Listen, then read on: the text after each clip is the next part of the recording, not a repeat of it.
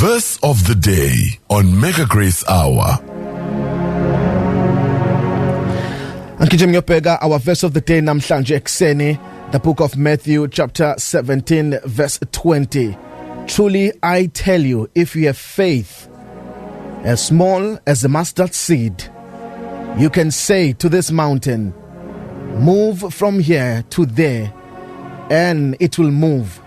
Nothing will be impossible for you. Matthew 17 verse 20. If you have faith as small as a mustard seed, uma nje ninokholwa okuncane ongangenhlamvu yesinaphi, niyakuthi kule ntaba ayisuke iye laphaya iyosuka ngoba ninokholwa. Elimaliqhubeka lithi nothing will be impossible for you. Uma nje ninokholwa, nanoma iluphi uhlobo lwentaba enithola nibhekene nalo, uma ninokholwa niyakhuluma nayo intaba nitshele ukuthi ayisuke iyophoseka lapha besiyalalela. Hayi ngoba isaba nikodwa ibona ukholo eninalo, ibona ifaith eninayo besiyasuka ngenxa yokholwa kwenu.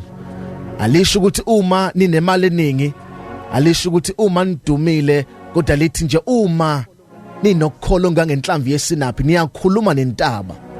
Alisho ukuthi manje ngabafundisi abakhulu, alisho ukuthi uma amagama enu elotshiwe nasemabhukwini esonto, kodwa lithi uma nje ninokukholwa niyakuthi kule ntaba ayisuke besiyasuka. Angazi namhlanje ekseni ukuthi ubani engikhuluma, kodwa ngiyeza ukuthi khona umuntu namhlanje ekseni onentaba emephambi kwakhe.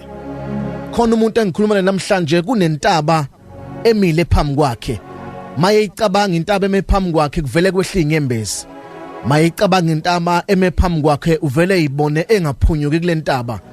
Kodwa namhlanje ekseni uma unokholwa ngangenhlamvu yesinaphi, ngicela ukukhulume nayo intaba, ngicela uvuke namhlanje ume ngeenyawo bese ukhuluma nentaba obhekene nayo.